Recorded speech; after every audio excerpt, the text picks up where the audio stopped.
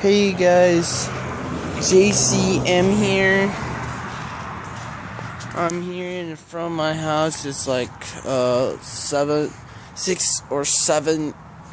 6 in the morning or 7 in the morning. And I just got up like at 6:15.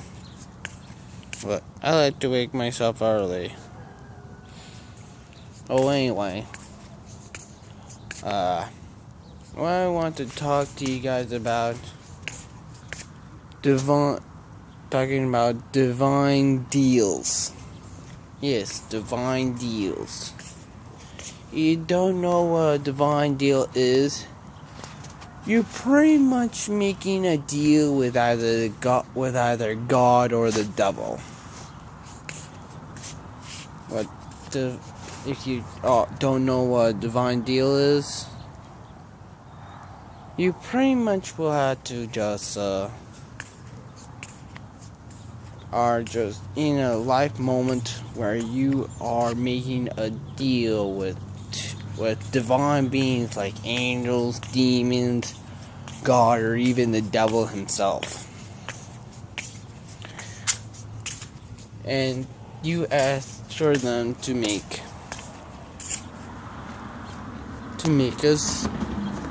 a wager. You do. He do something for you. For exchange, you have to do something for him, or it, or ever. Yes, it's pretty much you want something, and he demands something else in return. It's kind of like an investment, but you have to face it with angels, demons, God himself, or the devil himself. Anyway, it could be of anything, of saving somebody's life, saving the life of somebody else, or something that you so demand for your personal gain, like revenge,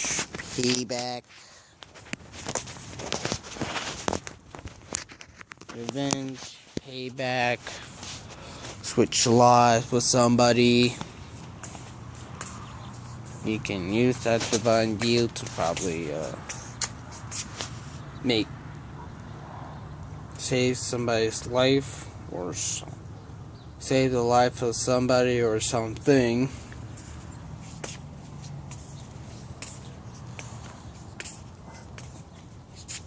Demand something that you've been desiring for your whole life, or swaps bodies, lives, personalities, or something in between. And for one thing with divine deals, you better make sure you kept your end of the bargain. If you don't, besides, if you find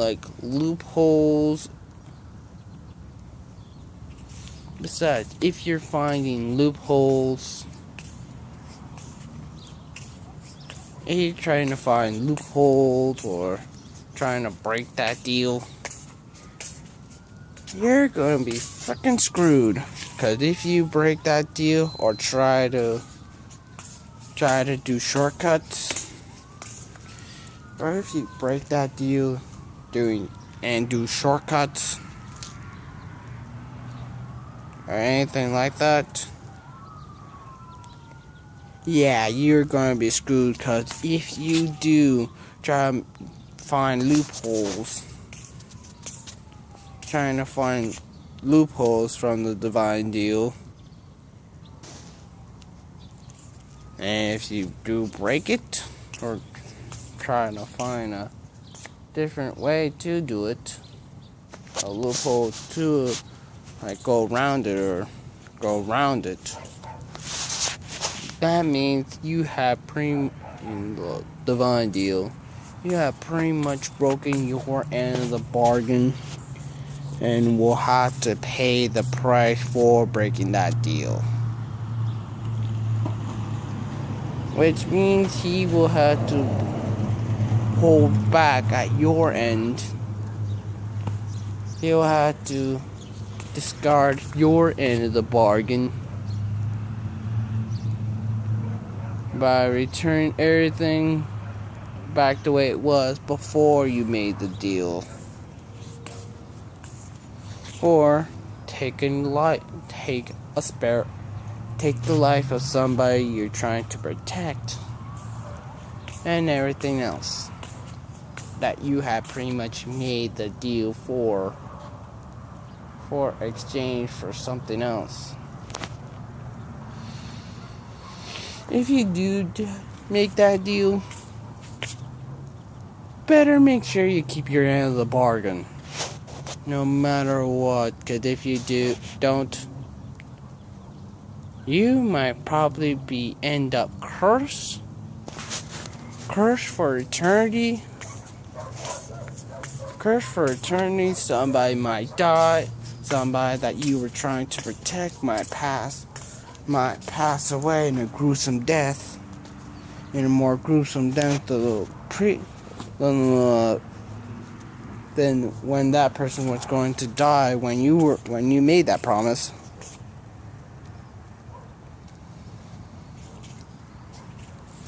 Or everything will go back to its original settings. Yes. Going back to its original settings. If you fail it, you might probably end up dead and such. So I would mostly recommend, for if you do make a divine deal with either God himself, the devil himself, an angel, or demon, better make sure depending on who you make the deal with, if you break it or not break it, better make sure you try to figure it out. As if you do break that deal, he might take back what he said, he might take back what he promised you, and take a little bit more, and then probably take a little bit more for compensation, or a little bit extra for his troubles. You may never know what angels, demons, God, or devil do when somebody breaks promises that they made to them. They might take more than what you agreed on, or take less. They might take back what they said and then some, or just take what you promised them. If you fail, try to survive if you would assist it. Well, this is my theory on divine deals. Let me know for what type of deals would you ever make. For if you were in front of an angel, demon, God himself, or the devil himself, what would you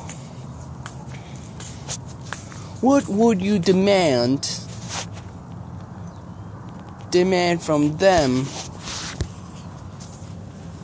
and what would you probably expect for a return? This is what I'm thinking about. This is JCM in the backyard of my house. Backyard of my house, early morning.